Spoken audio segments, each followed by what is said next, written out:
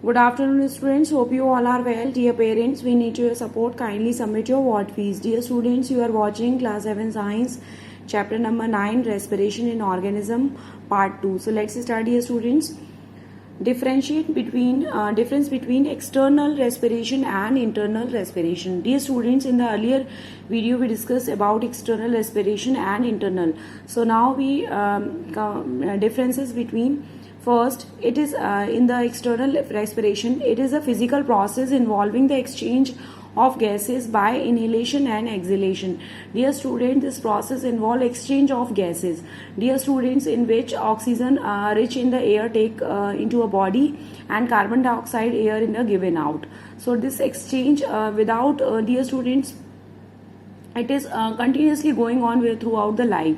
So that dear student, that type of inhalation and exhalation come into the category of external respiration. Now, dear students, in the external respiration, it is an extra cellular process that takes place outside the cell. So, dear student, because it is outside the cell, so it is called what? External respiration. There is no energy is released. Now, during the exhalation or inhalation, dear students, no energy is released. Now, dear student, come to the internal respiration. It is a biochemical process involving the breakdown of glucose, forming carbon dioxide plus water with and release the energy. Dear students, during the cellular respiration, this is the process exchange of gases in the cell. Oxygen is used to oxidize food with the release of carbon dioxide and water along with the energy. As this process takes place within the cell, our body, that's why it is called what? Internal respiration. Now, it is intercellular process. It takes place within the cells. Energy is released and used for the metabolic activity. Dear students, earlier we discussed that during respiration, digest food in the form of glucose react with the oxygen and dear students and react with the oxygen and to dear students to form carbon dioxide and water and energy. That energy is utilized by the living organism for the various metabolic activities. So, dear student, this is the difference between external and internal respiration. Now, dear students, come to the respiration in human. External respiration or breathing. First, external respiration or breathing in the human involves several organs that together forms a respiratory system. Dear students, I will show you 9.1 figure that whole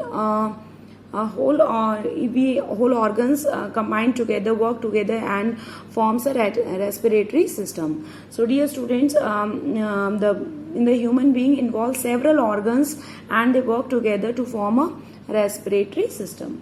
Now, dear students, the air that we take in by breathing passes through our nostril. Dear students, these are the external opening or to let the air into the nasal cavity. The hair present in the nostril trap any dust particles present in inhale the air. This nostril is a slimy substance is called mucus. Dear students, earlier we mucus. Further we discuss this thing. So, dear students, enters the nasal cavity. Nasal cavity is what, dear students? It is a cavity into which air is passed through from the nostril. Tiny hairs in the nostril trap the dust and harmful substance and microorganism. The inner layer of the nasal cavity contains mucous glands. So, dear student, it secretes what? Mucus. Now, these secretion prevent the drying to the tissue and moisten the inhaled air. Dear students, mucus is present that moisten the air and trap the germs. Dear students, the blood capillaries in the nasal cavity warm up the air, therefore before it enters the nasal cavity. Dear students, the blood circulatory through the nose warm the inhaled air. This clean, moist and warm air then pass through the nasal cavity. Now, dear students, air passes from the nasal cavity through a passage called pharynx. Dear students, the region after the nasal cavity that leads into the trachea is called, dear students, pharynx, and enter the tracheas or the windpipe. Dear students, what is the trachea or the windpipe? Dear students, it is guarded by the dear students, it is guarded by an opening that is called glottis, which get covered by the epiglottis when we drink or the eat. Dear students, the pharynx is passage that leads to the both trachea and the food pipe or the oesophagus. It open into a trachea through a glottis. The glottis is guarded by the flap-like structure that is called what? Epiglottis. Dear students, it is guarded by an opening that is called glottis, and which is covered with the epiglottis, which prevent the food and water from entering the trachea. The trachea divided into bronchi. Dear students, the trachea later further divided into the two tubes-like structure that is called what, dear students? Bronchi, and in singular it is called bronchus, which enter to the lungs. Each bronchus leads to the lungs, which enter to the lungs. Thus, the lungs are main organs of the respiration. They are present in a pair of a chest cavity. Lungs are a spongy sac-like structure and are richly supplied with blood vessels. Dear students, finally the air travels from nostril to the lungs and through the nasal cavity and pharynx and trachea. It finally reaches to the lungs through the bronchi. Each bronchi further divided into the tiny branches that is called, dear student, bronchioles. We discuss here. In the lungs, each bronchus branches into a several smaller and the thinner tube-like structure that is called, dear student, bronchioles. Bronchioles and in a tiny and thin-walled air sac that is called, dear students, alveoli. Students, alveoli. Dear students, bronchi terminate into a tiny air sac that is called alveoli. In the lungs, dear student, each lung contains millions of tiny alveoli.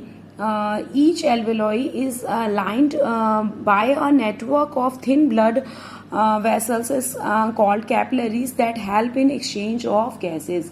Dear students, the alveoli provides the largest area for easy and the faster exchange of gases. The wall of alveoli are very thin. Diffuse of gases takes place through these walls. Alveoli have a rich supply of blood through a dense network of a capillary present around them. Now, dear students, a large dome-shaped muscular sheet is called diaphragm. Is present at a base of the chest cavity. It separates the stomach and the other organs of the digestive system to form a chest cavity where the lungs are present. Dear students, as we know that, dear students, lungs are the main respiratory organs and located both side the chest. The lungs are pink color and spongy, dear students, and that is spongy, and due to the presence of air sac, the large number of blood capillary filled with the bloods. Dear students, the lungs are protected in the rib cage and supported by a flat muscles that at the floor of the chest cavity that is called, dear students, what? Diaphragm. So it is called, dear student, it is called diaphragm. Now the diaphragm plays an important role during exhalation and inhalation. Dear student, it play important role during the exhalation. Breathing is a physical process that involve exhalation and inhalation. So it help in the exhalation and inhalation. Dear students, I will show you the pictures. Path, nasal cavity, trachea, alveoli, bronchi, lungs, and dear students, diaphragm. Human respiratory system. Dear students, nostril, nasal cavity, pharynx, trachea, bronchi, and bronchioles and alveoli. Dear students, show the path of air takes within our body. So dear students, separately I show you alveoli and bronchioles. Now dear students, here in our nostril filter the air and trap particles such as dust and germs that enter our nose when we inhale. If these particles travels further into a nasal cavity, they irritate and sensitive lining and cause an itching feeling. The brain sends a signals to mucosa of a throat, nose, face that causes us to sneezing. Sneezing is dislodged and the unwanted particles and the students remove them. The uppermost part of the trachea is called, dear students, pharynx or the voice box. Dear students, that function of dear students, that voice box, what is, dear students, what is the function and how is it is different in man and women? Dear student, in man it is also called Adam's apple. Collect the information and write a short paragraphs on your findings. So dear students, you have to write a short note about the voice box, which is different from male and female. In male it is known as Adam's apple, dear students. So you have to write a short note about them. So dear students, hope you understood these way that air taken within our body. You have to read these paragraph thoroughly. Thank you student. Stay home, be safe.